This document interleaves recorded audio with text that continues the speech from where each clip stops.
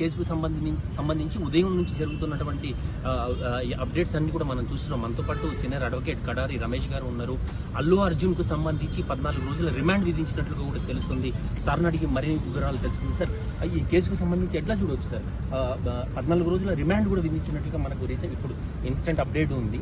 దీన్ని ఎట్లా చూడవచ్చు అంటే, సో కేసులో పెట్టినటువంటి సెక్షన్స్ మీద ఆధారపడి ఉంటుంది రిమాండ్ అనేది. కేసులో BNS 105 సెక్షన్ పెట్టారు. BNS 105 అంటే ఏంటంటే culpable homicide, not intent murder.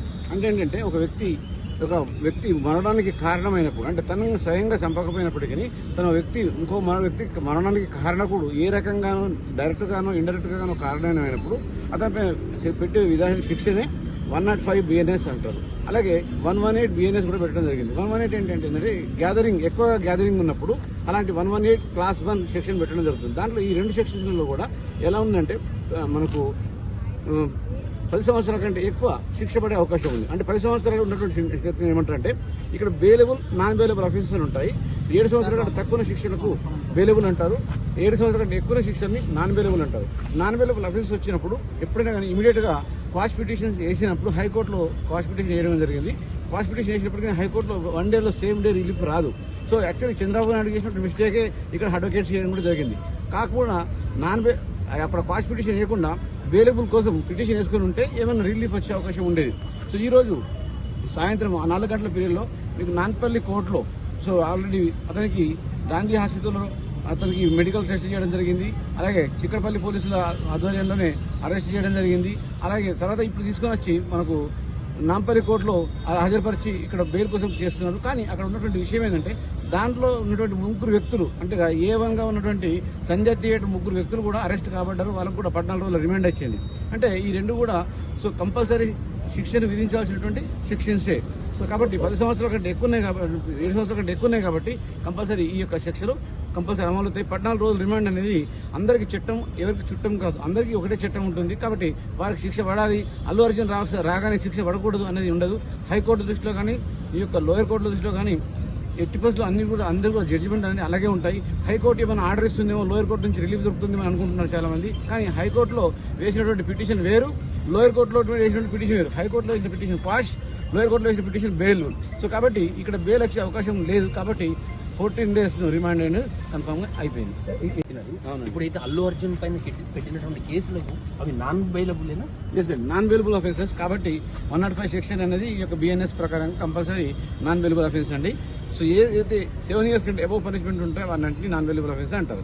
Yes sir, ఇక్కడ ఇంకో ట్విస్ట్ కూడా చూడొచ్చు. ఎవరైతే మహిళ చనిపోయారో ఆయన భర్త భాస్కర్ గారు, నేను కేసును విత్డ్రా చేసుకుంటా, ఆయనకి ఏం తెలియదు అల్లు అర్జున్ కి, ఆయన్ని వదిలేయండి అని చెప్పి అంటున్నారు. ఒకవేళ కేసు విత్డ్రా చేసుకుంటే ఆయనకి ఏమైనా రిలీఫ్ దొరికే అవకాశం ఉందంటారా? చూడండి, కేసు పడ్డప్పుడు మాత్రమే డిస్పెండ్ అయి ఉంటుంది. మధ్యలో కేసు విత్డ్రా చేసుకున్నంత మాత్రాన ఆ యొక్క మర్డర్ చనిపోయినటువంటి వ్యక్తి ఎవరైతే తన భార్య ఉందో తిరిగి రాదు. అంటే దీని అర్థం ఏంటిది? ఎవరికైనా మభ్యపెట్టి లేదా బెదిరించి లేదా సాక్ష్యాలు తారుమారు చేసి ఏమైనా ప్రొవోక్ చేసి ఇలా చేసి అతన్ని భయపెట్టడం వల్ల కూడా అతను చెప్పొచ్చు. కాబట్టి అతను చెప్పేటువంటిది ఇప్పుడు విత్డ్రా చేసుకుంటానని చెప్పడం అనేది కాదు. అతను విత్డ్రా చేసుకున్నాడు, అతను పెట్టిన కేసు విత్డ్రా చేసుకోవడానికి లేదు కూడా. ఎందుకంటే అతను అందరి ముంగట, సాక్షుల ముందర, అందరి ముందర, పబ్లిక్ ముందర, ఒక థియేటర్ ముందర జరిగినటువంటి ఇన్సిడెంట్. సో దానికి బలమైన సాక్ష్యాలు ఉన్నాయి కాబట్టి అతను విత్డ్రా చేసుకున్నంత మాత్రం కేసు విత్డ్రా అయ్యే అవకాశం లేదు. ఎస్ సార్, హ్యాండిల్ ఉన్నప్పుడు బెయిల్ వేసుకోవచ్చా?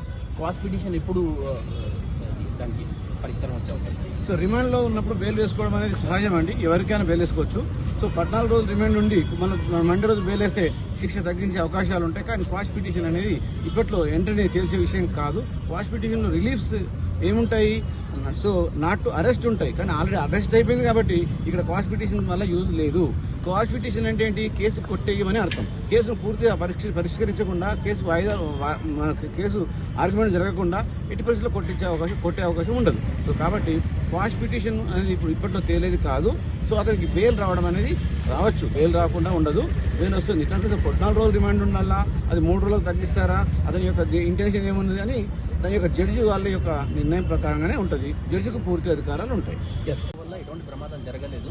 ఆయన నటించిన సినిమా హీరోగా ఉన్నారు, ఆ సినిమా చూడడానికి వచ్చినారు అంతే తప్ప ఈ ఇన్సిడెంట్ కి అతనికి ఎటువంటి సంబంధం లేదు. ఇట్లా అరెస్టులు చేయదలిస్తే రాజకీయ పార్టీలు ఎన్నో మీటింగ్లు పెడతా ఉంటాయి, ర్యాలీలు అవుతూ ఉంటాయి, ఇట్లాంటి ఎన్నో సంఘటనలు జరుగుతాయి. 100 మందిని అరెస్ట్ చేయాల్సి ఉంటుంది అని చెప్పి ఒక సినిమాకి సంబంధించి ఒక సెలబ్రిటీ కామెంట్ చేసినటువంటి పరిస్థితి.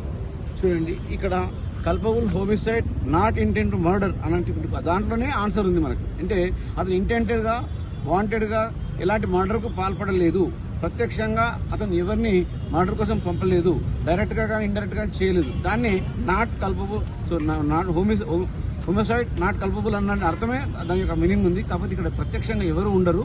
దానికి కారణం మాత్రం అల్లు అర్జున్ రావడం వల్ల మాత్రమే అక్కడ తొక్కిసలాట జరిగింది. ఆ తొక్కిసలాట జరగడం వల్లనే ఆ మహిళ చనిపోయింది. సో ఆ తొక్కిసలాట జరగడం వల్లనే ఆ బాబు కూడా తీవ్ర గాయాలకు ఏర్పడి హాస్పిటల్లో పొందుతున్నాడు.